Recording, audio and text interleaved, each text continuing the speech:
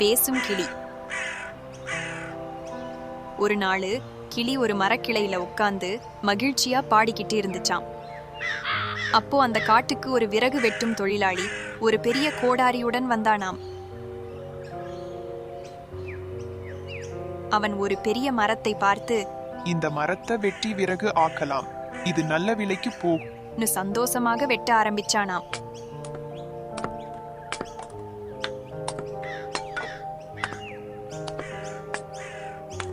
அதை பார்த்த கிளி, அடடா, அந்த மனுஷன் என்ன செய்யறான், மரத்தை வெட்றானா? பதறிச்சாம். தொழிலாளி கிட்ட பறந்து போய், தயவு செஞ்சு மரத்தை வெட்டாதே, அது காட்டுக்கு ரொம்ப முக்கியம் கிளி கத்துச்சாம். விறகு வெட்டும் தொழிலாளி கிளியின் சத்தத்தை கேட்டு ஆச்சரியப்பட்டானாம். இது என்ன மாயம் கிளியே, உன்னால பேச முடியுமா? ஆச்சரியமா கேட்டானாம். உடனே கிளி, ஆமா, என்னால பேசவும் முடியும், பாடவும் முடியும் பதில் சொல்லுச்சாம். விறகு வெட்டும் தொழிலாளி இன்னும் ஆச்சரியப்பட்டானாம். விறகு வெட்டும் தொழிலாளி, சரி, எங்க ஒரு பாட்டு பாடி காட்டு பார்க்கலாம் கேட்டானாம். உடனே கிளியும் ஒரு அழகான பாடலை பாடிச்சாம். விறகு வெட்டும் தொழிலாளி அந்த பாடலை கேட்டு சந்தோஷப்பட்டானாம். கிளியே, உன்னை எனக்கு ரொம்ப பிடிச்சிருக்கு, என்னோட வீட்டுக்கு வரியா? விறகு வெட்டும் தொழிலாளி கேட்டானாம்.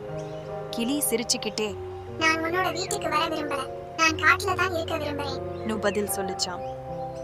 சரி, உன் இஷ்டப்படியே காட்டுல சந்தோஷமா இரு சொல்லிக்கிட்டே மறுபடியும் மரத்தை வெட்ட ஆரம்பிச்சானாம். அத பார்த்த கிளி அவனிடம், தயவு செஞ்சு மரத்தை வெட்டாதே, அது காட்டுக்கு ரொம்ப முக்கியம், காத்து தர்றது மரங்கள் தான், தண்ணீரை சேமிப்பதும் மரங்கள் தான், காட்டை அழிச்சா விலங்குகள் எல்லாம் என்ன ஆகும் கேட்டுச்சாம்.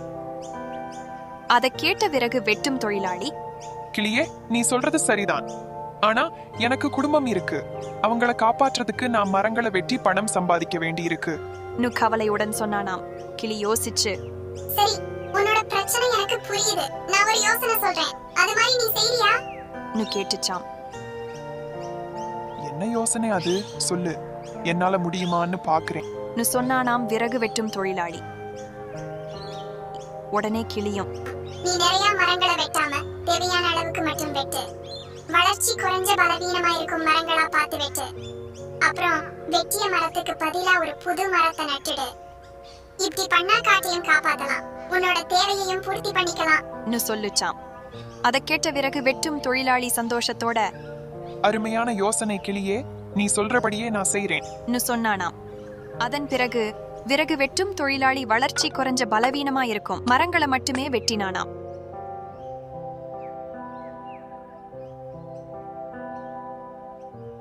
கிளியும் விறகு வெட்டும் தொழிலாளியும் நண்பர்களாக மாறி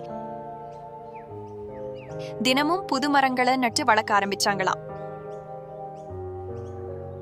அதனால காடும் பாதிக்கப்படாம விறகு வெட்டும் தொழிலாளியின் குடும்பத்தின் தேவையும் பூர்த்தியாச்சாம். இந்த கதையிலிருந்து நாம என்ன தெரிஞ்சுக்கணும்னா, பிரச்சனைகளை தீர்க்க பேச்சுவார்த்தை அவசியம்.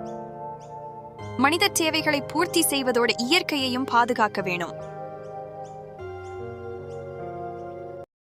Thanks for watching. If you liked the video, press like, share and subscribe for more videos.